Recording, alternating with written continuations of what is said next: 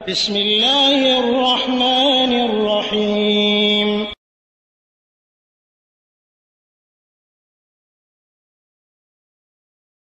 আসসালামু আলাইকুম ওরহমতুল্লাহি ওয়াবারাকাতুহু।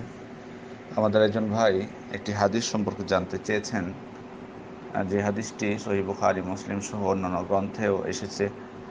যেমন সহিহ বুখারী 812 নম্বর হাদিস।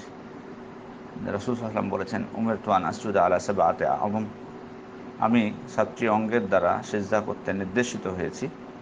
তারপর তিনি বললেন যে আলাল জাবহা, কপাল, ওয়া আশারা বিয়াদিহি আলা আনফি, এবং হাত দিয়ে নাকের প্রতি ইশারা করলেন, ওয়াল ইয়াদাইন, দুই হাত, ও রুকবাতাইন, দুই হাঁটু, ও আতরাফিল কদামাইন, দু পায়ের আঙ্গুলসমূহ দ্বারা, এই 7টি অঙ্গ। তারপর বলেছেন যে ওয়ালা নাকফিত সিয়াব ওয়ালা শারা, আমরা যেন চুল এবং কাপড় গুটিয়ে না নেই। উনি জানতে চেয়েছেন যে হাদিসটি বুঝিয়ে বললে উপকৃত হব। হাদিসটি প্রথম অংশ এটা সহজ বোঝার, কোনো এখানে কোনো জটিলতা আছে বলে আমার মনে হয় না। যে রাসূল সাল্লাল্লাহু আলাইহি ওয়াসাল্লাম বলছেন যে 7টি অঙ্গের উপর সিজদা করতে আমাকে নির্দেশ দেওয়া হয়েছে, এবং আমরা জানি, যারা সিজদা করি জানি যে 7টি অঙ্গের উপর আমরা সিজদা করে থাকি। প্রথমত কপাল, আর রাসূল সাল্লাল্লাহু আলাইহি ওয়াসাল্লাম কপালের সাথে সাথে নাকের কথা বলেছেন, সুতরাং এটাও সেটার মধ্যে অন্তর্ভুক্ত হবে। এটা হলো একটা। আর দুই হাত তাহলে হলো 3টা, তারপর হলো দুই হাঁটু 5, আর দুই পায়ের আঙ্গুলসমূহ 7। এই 7টি অঙ্গের উপর সিজদা করতে আমরা আমাদেরকে রাসূল সাল্লাল্লাহু আলাইহি ওয়াসাল্লাম নির্দেশ দিয়েছেন, এবং তিনি বলেছেন যে তাকে নির্দেশ দেওয়া হয়েছে আল্লাহর পক্ষ থেকে। তারপরে রাসূল সাল্লাল্লাহু আলাইহি ওয়াসাল্লাম বলেছেন শেষের অংশে যে ওয়ালা নাকফিত সিয়াবা ওয়ালা ওয়াশআরা, অর্থাৎ আমরা যেন চুল এবং কাপড় গুটিয়ে না নিই। উনি বলেছেন যে অংশটুকু দ্বারা কি বুঝিয়েছেন? এই অংশটুকু দ্বারা আপনার চুল এবং কাপড় না গুটানোর কথা বলা হয়েছে, নিষেধ করা হয়েছে। এবং এখানে যেটি কথা হলো, প্রথমত যে চুল এবং কাপড় গুটানো, এটা নামাজ অবস্থায় গুটানোর কথাটা নিষেধ এসেছে। মূলত এটাই উদ্দেশ্য। আমাদের অনেকে মনে করে থাকেন যে মানে নামাজের আগেও গুটানো যাবে না, সেজন্য কিন্তু বলে থাকেন যে যারা জামা গুটিয়ে রেখেছেন তারা জামার হাতাগুলো খুলে দেন নামাজের আগে, এমনটি বলে থাকেন।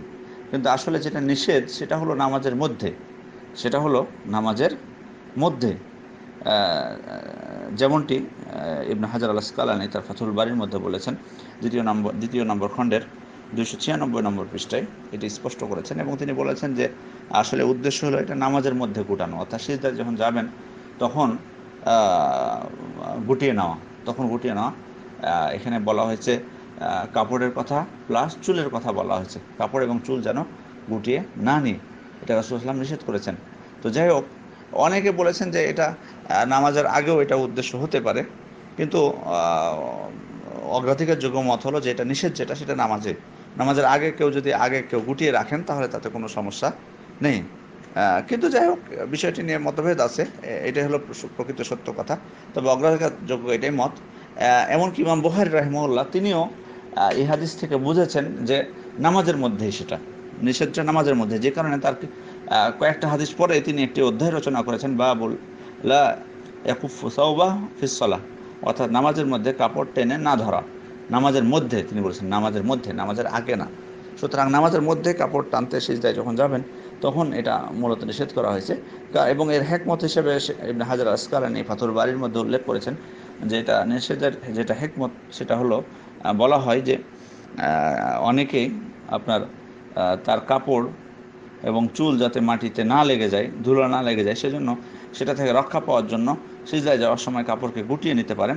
আর এ ধরনের কেউ কর্মকাণ্ডকে যদি করেন যে মাটিতে যাতে না লেগে যায় সেজন্য গুটিয়ে নেন, তাহলে তিনি অহংকারীদের মধ্যে সামিল হবেন।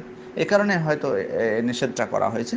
সুতরাং আমাদেরকে নির্দেশ দেওয়া হয়েছে যে আমরা সিজদা যখন যাব বা নামাজের মধ্যে কাপড় গোটানো বা চুল কাটানো নিষেধ করা হয়েছে, সেই নিষেধ থেকে আমরা দূরে থাকার চেষ্টা করব।